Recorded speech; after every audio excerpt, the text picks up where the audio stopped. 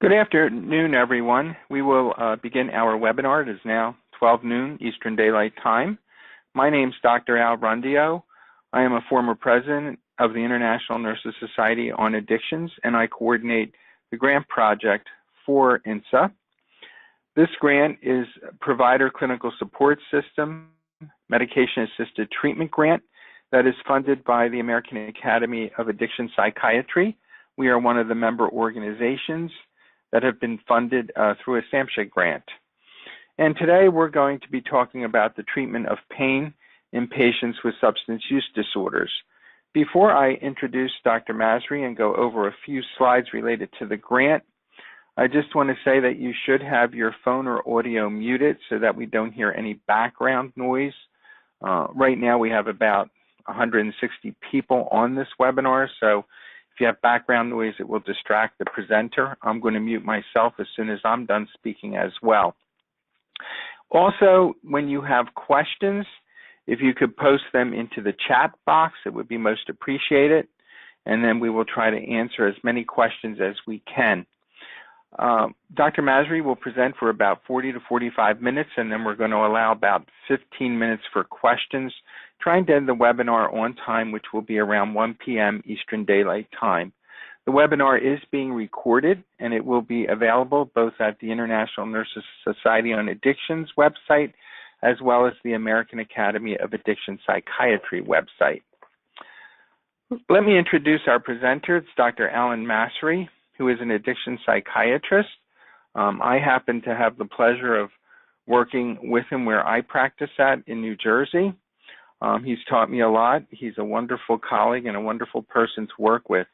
He also is an assistant professor at Rowan University School of Osteopathic Medicine in New Jersey, and he's a distinguished fellow in the American Psychiatric Association.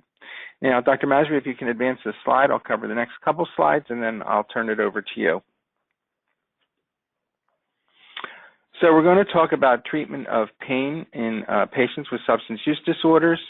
Our target audience of PCSS, if you could go back one slide, is to train a diverse range of healthcare professionals in the safe and effective prescribing of opioid medications for the treatment of pain, as well as the treatment of substance use disorders, particularly opioid use disorders with medication-assisted treatments. Next slide.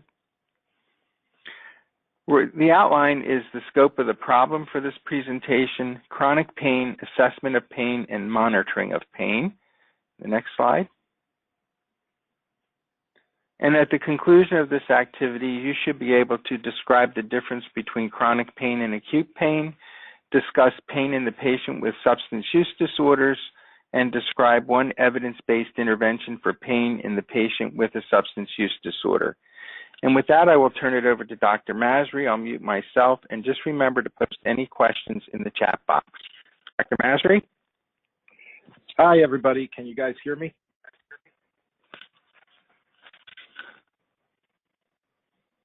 All right. You're coming through loud and clear.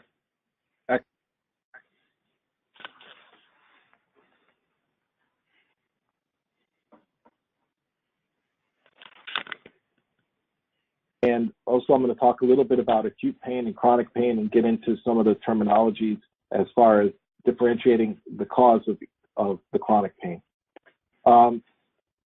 Does pain differ in patients with substance use disorder? So there has not been any direct studies to tell if pain differs in patients with substance use disorder. However, there have been studies that demonstrate that pain is differentiated in patients that have mental health disorders as well as co-occurring substance use disorders. There's been studies that show that people that have a positive outlook, have a supportive family, are less likely to have severity of pain and overall chronic pain. There's also been studies to show that people that had an aversive childhood, were exposed to many traumas, had drug use at a young age, were more likely, about 60% more likely to develop chronic pain. So I guess the answer to the question is, does pain differ in patients with substance use disorder? The answer would be yes. Now we're going to talk about the scope of the problem is everybody knows the scope of the problem is huge. What's interesting is that in America, which is only 4.6% of the entire population of the world, we consume 80% of the world's opioid supply. And we can consume almost 100% of the world's supply of hydrocodone. So that probably says that what's happening is that we may be over-reliant on opioid medications for the treatment of pain. And I'm hoping that by the time you get this lecture is that you'll be able to identify people who are at risk for developing a substance use disorder, and for people that have substance use disorder, identify an alternative method of treating their pain. So chronic pain affects around 100 to 116 million Americans as of research in 2012. It is estimated that addiction among chronic pain patients varies from as little as 3 to 48%. Basically, the difference is in the treatment duration. So if somebody became addicted to chronic pain medication and then dropped out of treatment, it's difficult to label them as being chronic pain treated and addicted. And there's many disparities in self-reporting, and it's so that's why it's a huge difference. But I'm sure that in your own personal practice, you've experienced people who probably you suspected strongly of developing or being addicted. So safe and effective therapy requires knowledge and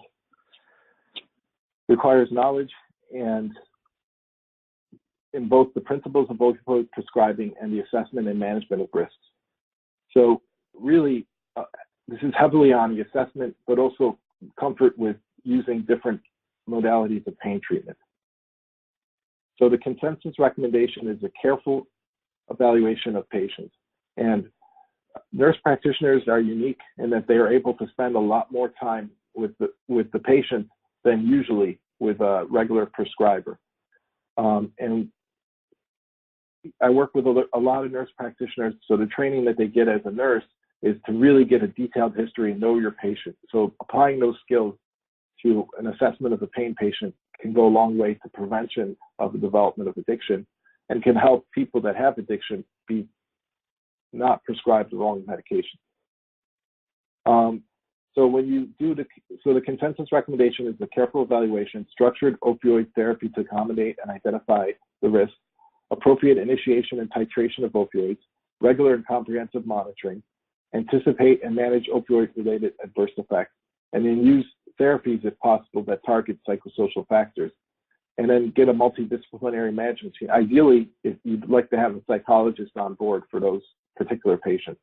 Now, appropriate initiation and titration of opioids. So there's been a lot of studies, and the CDC recently came out with recommendations. So the studies demonstrate that if you over-medicate somebody on pain, you have a greater likelihood of them developing addictions and also fatalities. So the cutoff value is 100 milligrams of morphine or its equivalent. So if you're giving somebody more than the equivalent of 100 milligrams of morphine per day for pain over a long period of time, it's their risk for mortalities is 7 times higher, or adverse effects to be specific. This was such a compelling case that this CDC developed guidelines and likes to limit people to less than 20 milligrams of morphine a day. By the way, 100 milligrams of morphine is about 50. It's like a 2-to-1 ratio. So divided by 2, and that's the oxycodone. 1 stamp bag, which is a 0.gram bag of 50% pure heroin. So people that take heroin, they take it in a stamp bag. That contains about 50% heroin in it. That's the equivalent of about 10 milligrams or so of morphine. So basically, if you give higher than that, they're going to be using, to get the equivalent in heroin, they're going to be using 3 or 4 stamp bags. Once you get over half a bundle, which is 5 stamp bags, your tendency to be chronically hooked is tremendous. This talks about the overdose fatality. It was really bad during the first half of this century, but there's been a lot of changes and it's actually starting to decrease. However, there was an uptick in heroin, meaning that some of the people that were appropriately treated started switching to heroin. Prescription of opioids associated with more overdose deaths than heroin and cocaine combined. So it's not the heroin on the street as much as you think. It's actually more people are dying from prescribed opioid products.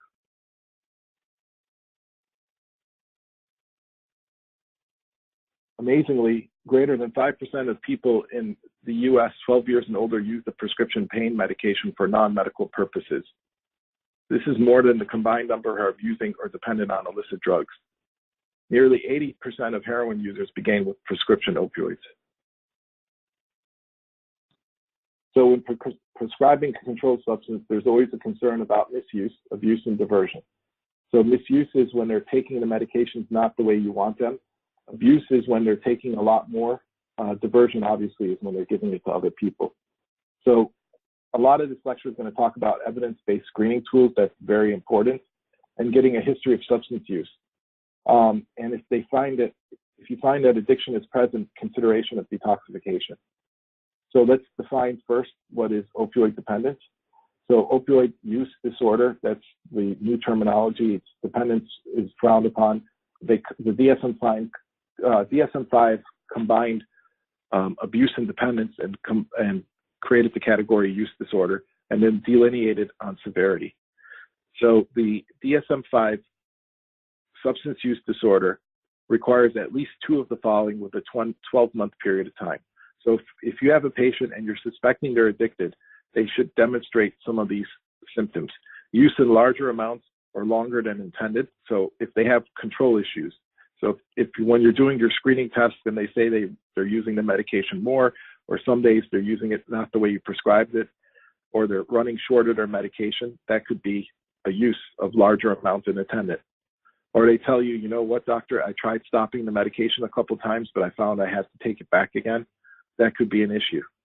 If they are all the time spending at home, worrying about their pain pills, calling the pharmacies or anything like that, that's an issue. Obviously, if they have social impairment, that's a real bad warning sign. Like if they can't do their work, or if they can't do what they're supposed to do at home, for example, be a house husband or a housewife, then that could be an issue. Sacrificing important things for getting drugs, or if they use in situations where it's hazardous, so they're buying drugs off the street. Of course, there's the neuroadaptive, which is if they have tolerance, where that's also demonstrated by that they need more pain medication to feel pain control, or if they stop their pain medication, they'll get significant withdrawal.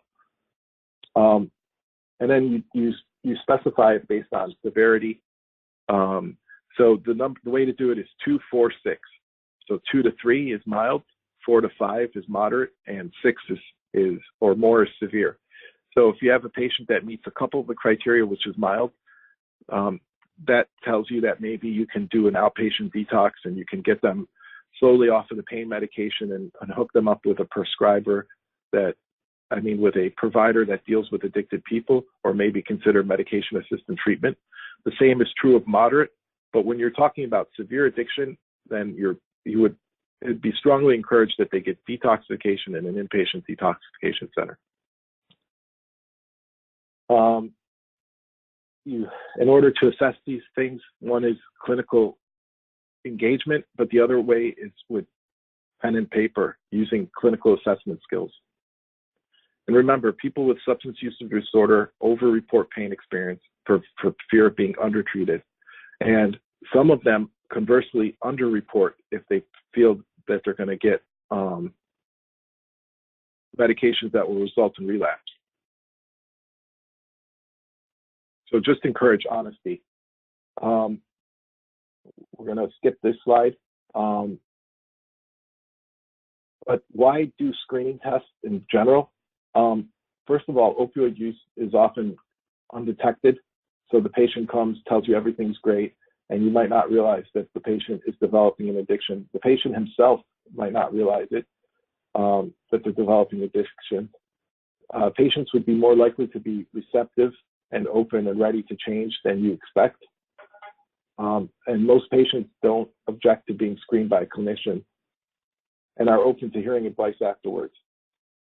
So we know the studies as far as alcohol, when you use the brief intervention in alcohol, that it wasn't as negative as people thought, and that a lot of patients that were addicted to alcohol wanted to get it off their chest. And brief interventions can promote significant lasting reduction in at-risk patients. So who knows what will get that patient to get the spark to be clean, but definitely there's been case reports and studies that show just the physician engagement in an open style could be the reason why somebody wants to get clean. Now, the brief screening to assess addiction are relatively easy to use. I think a lot of you are familiar with CAGE, which is cut down or angry, guilty, or eye opener. That's for alcoholism. CAGE for adapted to include drugs would be, have you ever used drugs? Have you ever tried to cut down on drugs? Have you ever been angry when you use drugs or alcohol? Have you ever been guilty when you use drugs or alcohol? Have you ever in the morning used a drug or alcohol product? So it's pretty simple modification. The NIDA one is just basically one question: have you ever used a drug before? We'll skip to that. So how many times in the past year have you used one or more drink in a day? For drugs, it would be how many times in the past year you have used one or more illicit substance in a day. Females, 4 or more. Males, 5 or more is positive for severe use. And any use is positive for something and requires further investigation. So if you ask this question and you get some kind of answer, then you should go ahead and do the audit. If you get a lot of answers, like they use it 4 or more, so X being 4 or more drinks or drugs in a day, then that is significant. This is the alcohol use disorder identification test. You can modify it to say how often do you drink containing alcohol or how often do you use an illicit drug. So basically changing the words from alcohol to an illicit drug would work. Now, screening for young adults to identify before you start a medication if they're substance users or not is a little bit more difficult because they don't develop tolerance, withdrawal symptoms as much, and they may or may not report tolerance. So there's something called the Kraft Questionnaire, which we talked about in the beginning. So have you ever driven in a car? Have you ever ridden in a car driven by someone, including yourself, who has been using? That's the C. Have you ever used drugs or feel better, relax? That's the R. Did you ever use to relax or feel better about yourself or fit in? Have you ever used drugs or alcohol when you're alone? That's the A. Do your friends or family ever tell you that you use too much? That's the F. Have you ever ridden in a car driven by someone who's ever been using?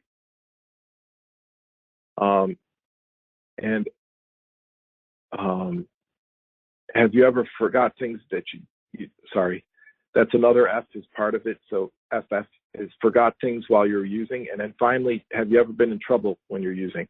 So if a kid is in a car with somebody that's using, that's pretty serious. And that's a very good predictor of risky behavior. Remember, so 60% of people are addicted due to genetic reasons, but 40% of it is environmental. Environmental predisposers to addiction includes your peer group, includes personal traumas, includes a chaotic childhood, and includes a propensity or being diagnosed with a mental illness. So propensity or being diagnosed simply means that is it somebody that always has mood issues but's never been diagnosed, or do they have isolation and tearfulness, or not engaging with their friends but they've never yet been diagnosed, or have they been diagnosed? If you have those things, that's a really strong indicator that that genetic predisposition that they already have will turn into a full-blown addiction. You can ask about the peer groups through the question about riding in a car.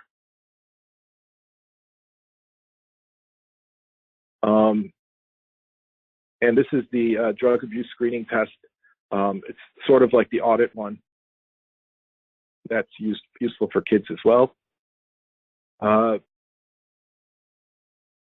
Before you prescribe opioid medication, the prescriber is obligated to exert his or her best efforts to relieve the pain, right? We still have to relieve the pain. That's a beneficence thing. The physician is obligated to treat pain in a manner that minimizes the risk to a patient. That's the non-malfeasance. So we're talking about the ethical things, which is beneficence, non-malfeasance, and paternalism. But beneficence means you should do what's in the patient's best interest, and non-malfeasance in a way that doesn't harm them. Opioids are the most effective analgesics that have significant risks, including abuse. You have to make a diagnosis, which is the nature of pain, develop realistic goals, managing, not eliminating the pain. So if somebody has chronic pain, it's highly unlikely that you're going to completely make it disappear, but you can make it more manageable. Ensure that the patient is benefiting from the medication, and use non-opioid modalities more often than not, such as physical therapy, acupuncture, nerve TENS unit, which is transcutaneous electric nerve stimulation. Definitely use the prescription monitoring programs of your state before prescribing. Make sure that the opioid use is a small trial and not a long-standing thing. And use contracts with the patient. The state of New Jersey limits the supply of opioids that you can prescribe. So you're supposed to limit it to 2 or 4 week supply. The state of New Jersey limits it to around 5 days. So most states, I believe, are going that way. And document the elements of the pain management plan. Now, pain can be broken down into 2 different categories. But first, we'll talk about acute pain and chronic pain. So we talked about chronic pain. Essentially, chronic pain is pain that pain that lasts longer than approximately 30 days. It waxes and wanes, or can be severe, and it's alleviated but not fully. Whereas acute pain is of a certain duration. It has a descending pathway, meaning it goes from a 10 out of 10 as far as severity to an 8 to a 7 to a 6, and then eventually disappears. It's usually related to a specific and simple issue, and it's not related to a more chronic or long-standing problem. Pain itself can be broken down into nociceptive pain and neuropathic pain. Nociceptive pain is essentially pain that is developed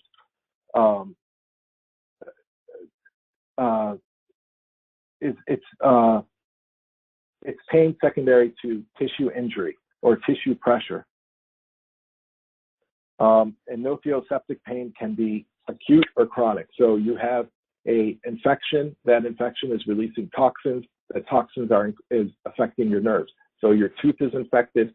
That's releasing toxins to the dental nerves, cranial nerves, I should say, and that's causing pain.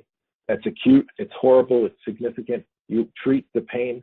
You treat the infection, and then eventually the pain goes away. You have, on the other hand, you have gout, which causes a buildup of calcium and uric acid in the bones, which then causes a spur, which is extremely painful. It irritates the nerve by putting direct pressure on it. You take a treatment, it disappears, but then eventually every now and then it comes back. That's a chronic nociceptive pain. You have a tumor that's putting pressure on the spinal column that's causing, that could be a chronic nociceptive pain. So nociceptive pain is pain that is developing related to tissue injury to the nerves versus neuropathic pain, which is direct nerve injury. So neuropathic pain, we all know diabetic neuropathy. That is the direct result of increased sugar damaging the nerve cells in the myelin tissues, which then causes neuropathic pain. The difference between nociceptive pain and neuropathic pain is nociceptive pain is more like a punch or like it's a stabbing, wrenching type of pain, whereas neuropathic pain is more likely to be burning or freezing or cold. So if you have spinal stenosis, you can have the first part, which is the nociceptive pain, where you have a stabbing pain in your back, but then you can have the neuropathic part, which is the result of this stenotic lesion affecting the nerve, which causes the burning pain. And it runs down your leg, or sometimes patients have cold pain. And it's important to differentiate between nociceptive pain and neuropathic pain because the differentials in treatments. So for nociceptive pain, you want to use mechanical supports. Non-steroidal anti-inflammatories work tremendously. Anybody who's treated gout pain can tell you how great they work. Sometimes steroids or trigger point injections work. Body mechanisms and postural work. So spinal stenosis without impingement on the nerve, stretching exercises can help tremendously for that. Neuropathic pain, you want to use things such as tricyclic antidepressants. When you use tricyclic antidepressants, you have to be a little bit careful that you don't over-medicate, because the tricyclic antidepressants have anticholinergic properties, so you don't want them to have signs or symptoms of anticholinergic toxicity. You also have to be worrisome of the EKG property changes that occur. So in elderly patients above 50, although 50 is not really old, but still, the recommendation is elderly patients above 50, you may want to consider getting an electroconvulsive therapy done. You can also consider anticonvulsives. Tegretol is a very significant pain modulating medication. It's considered one of the top 3 pain modulating medications. Of course, you have to know that Tegretol is an autoinducer, so the level of Tegretol decreases over time, and it does decrease the levels of other medications. Neurontin is also an exquisite pain medication, especially for diabetic neuropathy, and pregabalin, which is Lyrica.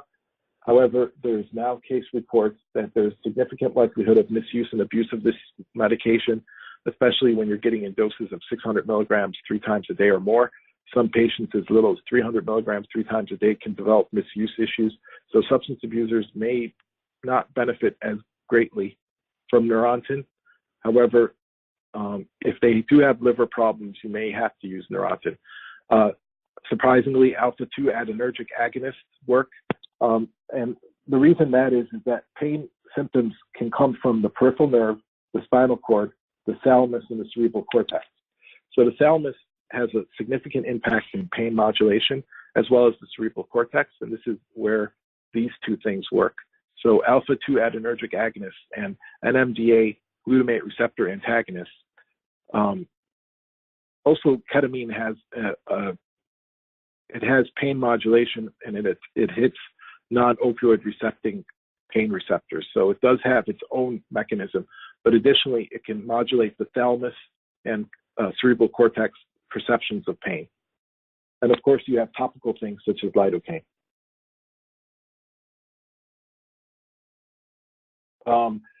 Monitoring pain, you want to affect the activities of daily living, adjunctive therapies, adverse effects, and aberrant behaviors.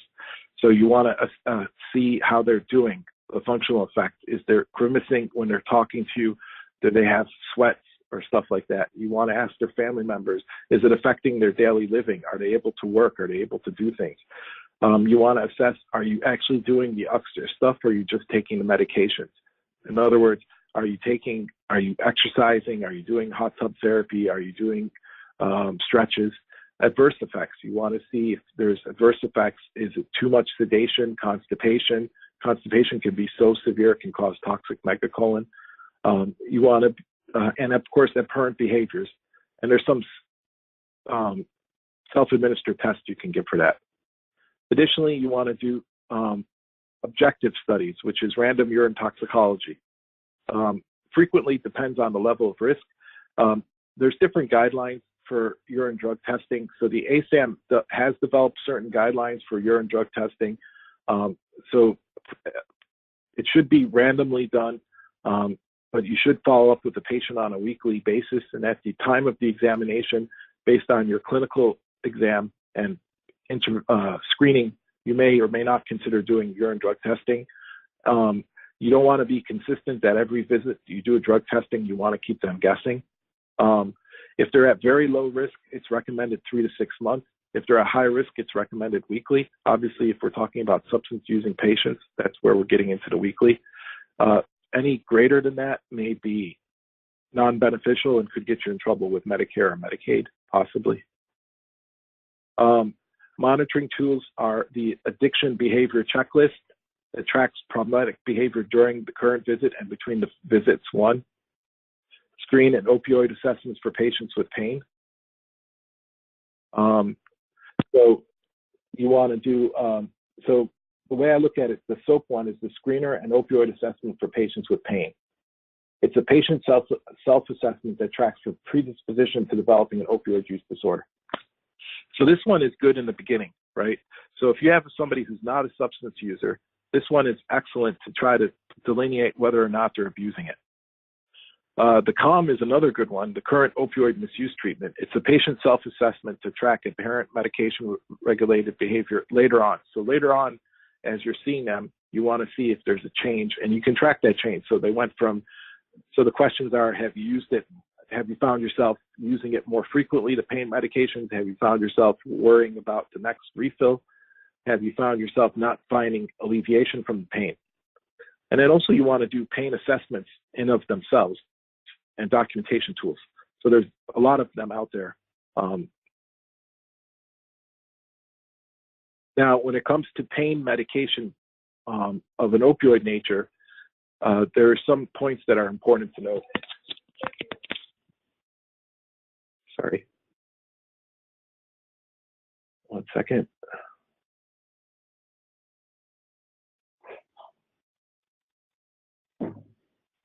Great. I thought somebody had a question. I apologize. So there's some questions. So there's short acting, long acting, and then there's partial agonists.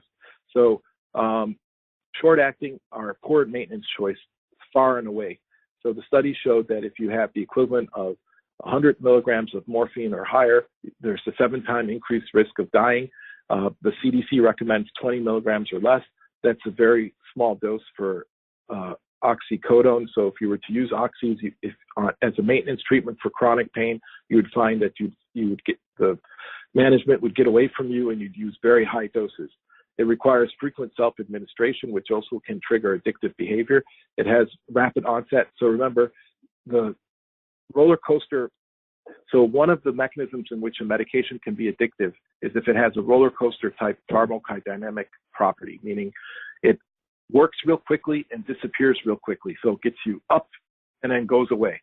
When you do that, you develop more likelihood of being addicted to that product versus a product that slowly goes up and then stays up and then goes down. Long-acting can be okay, but the problem is they're also associated with greater morbidity. The dosing frequency varies by drug. So what happens is that people that are on long-acting get exposed and become addicted, and then they supplement with short-acting, and that's why they have a tendency to die. So you have somebody that's taking a long-acting opioid medication, not getting what they feel is appropriate pain treatment, and then they go ahead and supplement illicitly opioids, which then results in death. Partial agonist buprenorphine. So just to clarify, Suboxone is used in medication-assisted treatment. It is not FDA approved for the use in pain management. However, if you have an addicted person, you may, and who is already established having opioid use addiction, then you can go ahead and use Suboxone. A little understanding of Suboxone is that it has a ceiling effect so that you don't have to worry about overdose, that it's a partial agonist and antagonist. What this means is that when Suboxone is stimulating the pain receptors, when it's stimulating the opioid receptors, no other opioid can stimulate the receptors at the same time because it's a big, bulky molecule. So if you think about it, the opioid receptor is a slot.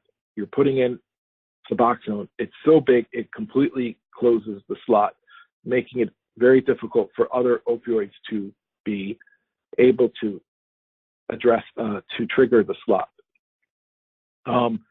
So what do you do for patients that have opioid use disorder? They're on Suboxone and they're asking for pain management. Breaking the dose into smaller pieces, giving it more frequently during the day helps better than giving once or twice daily dosing. The rationale for that is that when you break the Suboxone into smaller pieces, you get better sublingual absorption, which represents a greater efficacy of the medication and potency. When you divide the doses, you're giving a higher area under the curve of pain receptor management. So instead of giving them Suboxone twice a day, you can tell them take 4 milligrams 4 times a day as opposed to 8 milligrams 2 times a day to help them with their pain. You could also tell them take 4 milligrams 4 times a day, and in between, once in the afternoon and once in dinner time, go ahead and take about 600 of Motrin. So the combination of Suboxone with Motrin also works. Having said that, if they have severe pain of acute nature that requires pain induction, opioid induction, that's better done in the hospital setting and preferably done through sedatives, through sedation. Okay, now how to understand the risks of opioid therapy outweighing the benefits. Okay, so the criteria of the risk of opioids. So you have a patient that's on opioids and you're trying to say to yourself, is this worth it for the patient?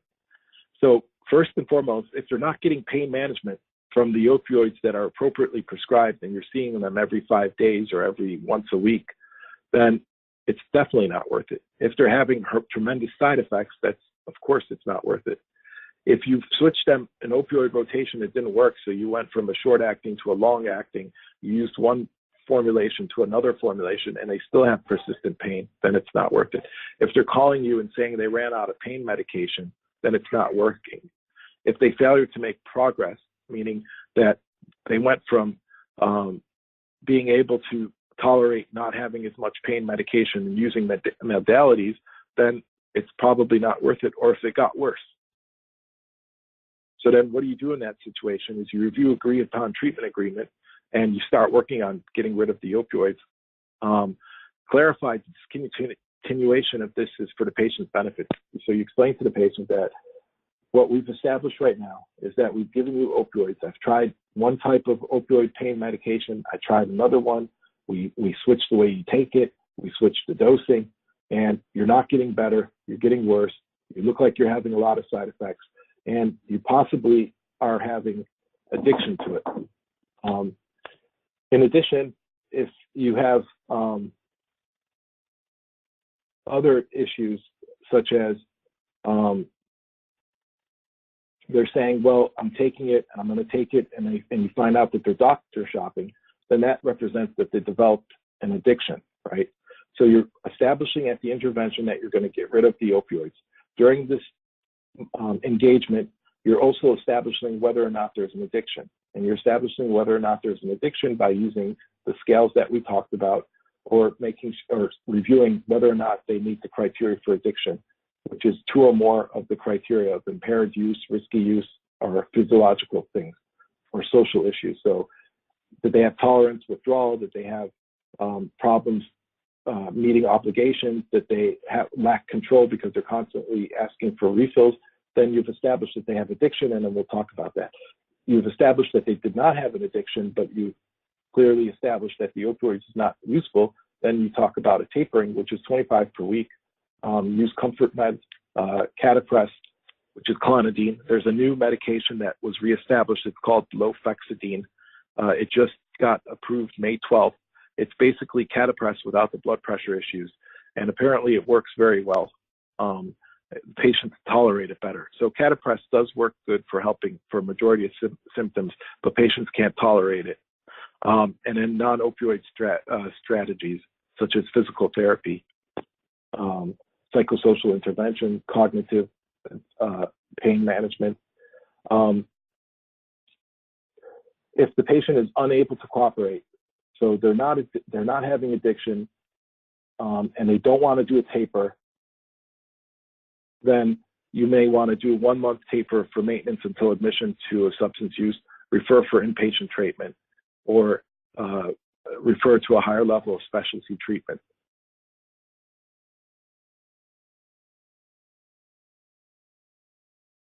So the closing message is to screen all patients for risk for opioid use. Assessment apparent drug behavior. Use your PDMP through judicial prescribing. For substance users, I'm going to go back over the medication. So you have tricyclic antidepressants. You have serotonin norepinephrine reuptake inhibitors. You have mood stabilizers that work as pain modulators, primarily trileptal, Tegretol, and Neurontin and Lyrica. When you use serotonin norepinephrine reuptake inhibitors, there are a couple choices. You have Prestique, which is not likely to have a discontinuation syndrome, meaning if they stop the medication or skip a dose, they're not going to have painful symptoms of withdrawal-like feelings.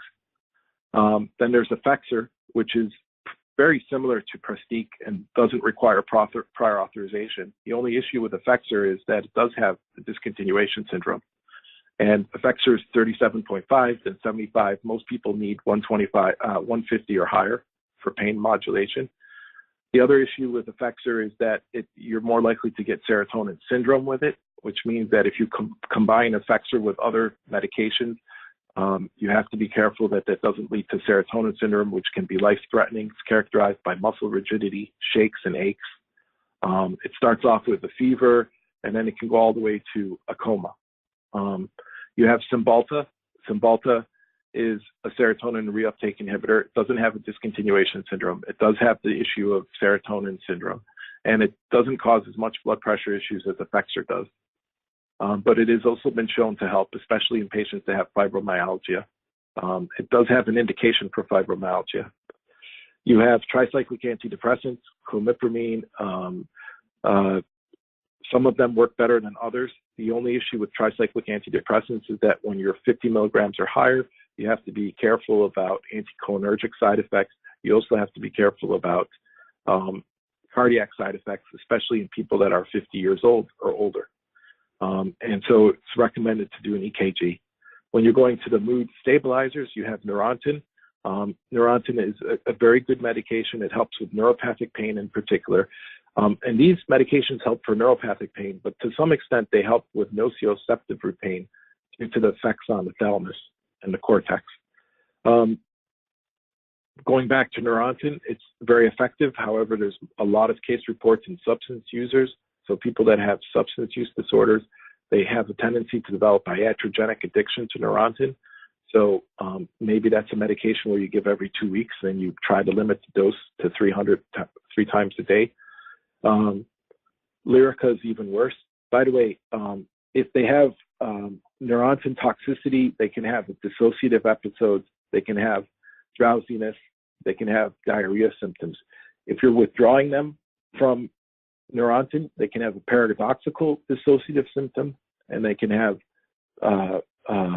autonomic instability, and then they can have vague symptoms, like all kinds of vague symptoms. So the only medication that can safely withdraw somebody from Neurontin, so if you have a patient, you prescribe Neurontin, you're taking them off of Neurontin, and all of a sudden they're talking to you about all these symptoms, you have to use Neurontin to take them off of Neurontin. So benzodiazepines won't work. And you taper it by cutting it 25% or so per week. If they're on Lyrica, switch them to Neurontin and then taper it off. Then there's other modalities such as non-steroidal anti-inflammatories. You want to keep it to you have to be careful of issues of peptic ulcer disease. Also, you want to check renal function because it can affect the renal functioning. You can use TENS units, especially for neuropathic pain. You can use Catapress, which I have not used, but I've heard that it works for neuropathic pain. And of course, ketamine works, but that can be addicting. As an aside, ketamine is very helpful for antidepressant, but it's short-lived. Now, we're getting to the point where people can start asking their questions. And I'm going to open it up to questions. Yep, and there are a few questions, and I'll go over what I have so far. One of the generic questions was, can you have a copy of the slides? We do not send out copies of the slides. However, the American Academy of Addiction Psychiatry and the International Nurses Society on Addictions will have the entire webinar with the slides posted on their websites, where you can, again, review the webinar and the recording, and that they will stay up there indefinitely, and they are free of charge at both sites. Now, one of the questions was, is inpatient detox always needed for severe addiction? If starting a patient on Suboxone, this does not always seem necessary and can be managed carefully as an outpatient. So that was one of the questions. Yeah, Dr. Wardenberg, which is, I'm glad that he's on the website, he mentioned some issues that he talked about criteria for addiction. Also, 25% of a week may be too high. The key term is as tolerated, and this may be titrated downwards when signs and symptoms become intolerable in an elderly or frail. Yes, that's correct. I'm just giving basic guidelines, but you could be, you could decrease the medication slower. And Dr. Wardenberg also mentioned tolerance and withdrawal as a criteria. So this is a very important point. So you can have tolerance to a medication just because the patient has lost the ability of the medication to help them deal with pain, and that's not necessarily a sign of an addiction. But it is necessary and added because it helps you to recognize that the benefit of this medication is not as good as the risks. And that's why it is a criteria. And withdrawal, of course, will happen because you're withdrawing a medication that has withdrawal symptoms. So the analogy is, if you have serotonin discontinuation syndrome, would they be considered addicted because they're withdrawing from it? But when it comes to addiction medication and it comes to opioid use disorder or use disorders in general, it is a part of the reason why they perpetuate the substance use. So it's an important piece to understand. If Ellen wants to mention anything else, that would be great. Okay. Does he want to say anything else? Okay. I guess that's it for the slide questions, or is there more? No, I think that was it. And he's saying you covered it very well. Yeah. Yeah. And I checked the chat box. Excellent. Oh, I'm sorry. No, I was just going to say Dr. Wardenberg's amazing, and I'm happy he's one of the greatest people in addiction medicine. Oh, that's great to hear. I don't see any other questions. I'll also turn it over to Robert in case he sees any that I don't. And I checked the chat box and I didn't see any. There was one question about a certificate. This program has been approved for one continuing education unit in pharmacology for nurses, and that's because it's sponsored by the International Nurses Society on Addictions. What has to happen, you will be getting 2 evaluations. One will come out within the next couple days that you complete, and then we do a 30-day eval, which is required by the grant. So make sure you complete the evaluation, and that's how you get a CE certificate. There is a question. It says 60% of people are more likely to experience pain. What kind of pain would that be? So pain is definitely described as physical, and it can also be emotional pain. But I guess what I was saying is that 60% of addiction is genetic in nature, but in order to tip the scale towards addiction, there's some things that predispose you to it, and that's emotional stressors, a chaotic childhood. Peers is a big thing. If you're around the wrong people and you're ending up taking the medication, having a mental illness or having predisposition towards a mental illness. Okay. If there are any other questions, please post them now.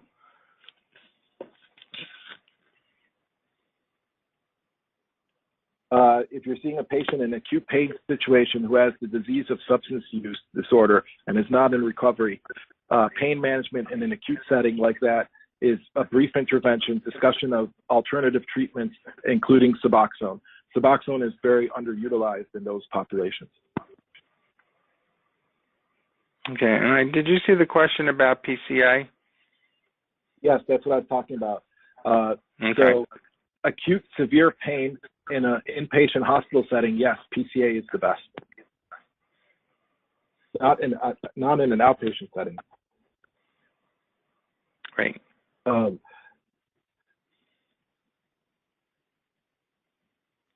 Yes, someone asked a question about CEs for counselors. This program has not been submitted for continuing education for counselors.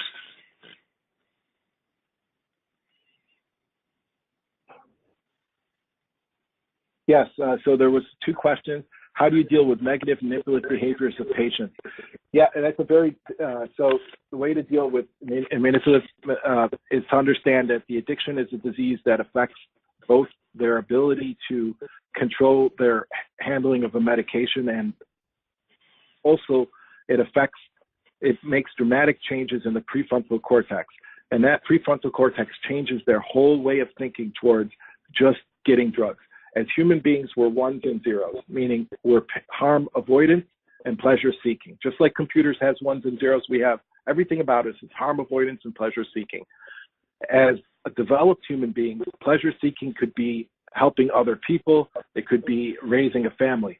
When you're addicted, you go back to a very simplistic version of harm, which is getting drugs and avoiding withdrawal.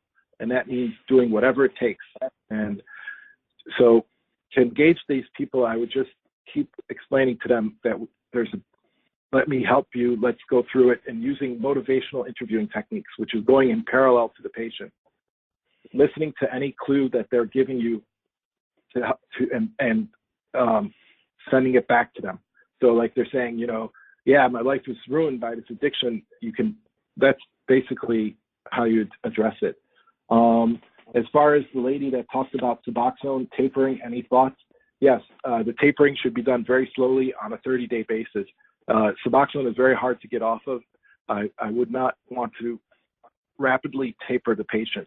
If you do suspect that they're using less Suboxone and selling it, then unfortunately the only way to catch that is with pill counts. Okay. And there was a question, can you speak more about adolescents? Let me read it here. In substance withdrawal in adolescents, why do they have fewer withdrawal symptoms? Yeah, because they have a better body of metabolism, so they're not likely to experience withdrawal symptoms. Just remember when we were kids, wow, that was such a long time ago. You could just do whatever, sleep 2 hours, get up and have a lot of energy, not feel exhausted, drink and eat, and not gain weight. So it's pretty much the same principle. Their liver is at optimum functioning. They do get it after a severe exposure, but not towards the beginning. So what I meant by that is you're not going to be able to catch withdrawal symptoms in the beginning to assess if they're going to have substance use disorder. So that's for catching them in the beginning. After long-term use, of course, they're going to have withdrawal symptoms.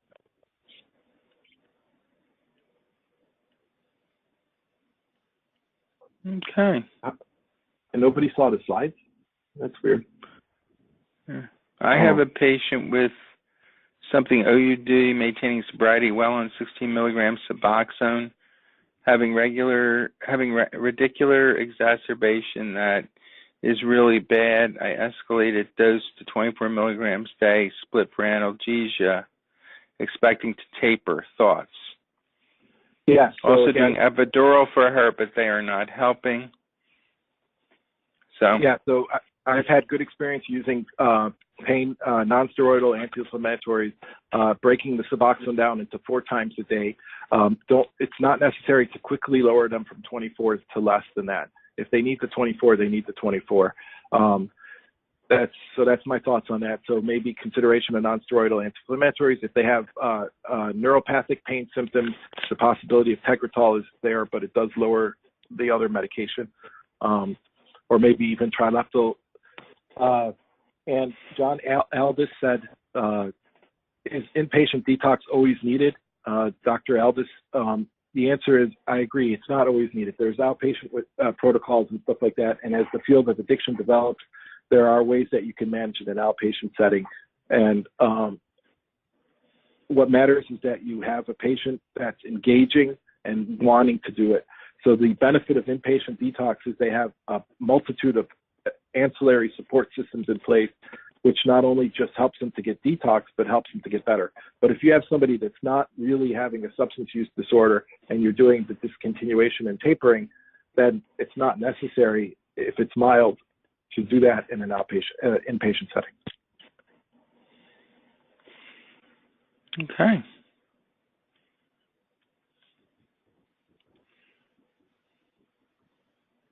Just double checking. Oh, yeah. All right. I think we've went through the questions. So thank you for being here. Again, make sure you look out for the evaluations and complete them online. Again, if you want to re-listen to the webinar and review the slides, it's the American Academy of Addiction Psychiatry, AAAP, or the International Nurses Society of Addiction, or INSA, INTNSA. If you Google those sites, you will find them. You'll find the not only this webinar, but a bunch of webinars on managing addictions treatment in opioid use, and you can view all of them free of charge. Thank you for being here. Thank you, Dr. Masri. Have a great day. Have a great holiday weekend, and we will now end the webinar. Thank you. Thank you. Bye-bye.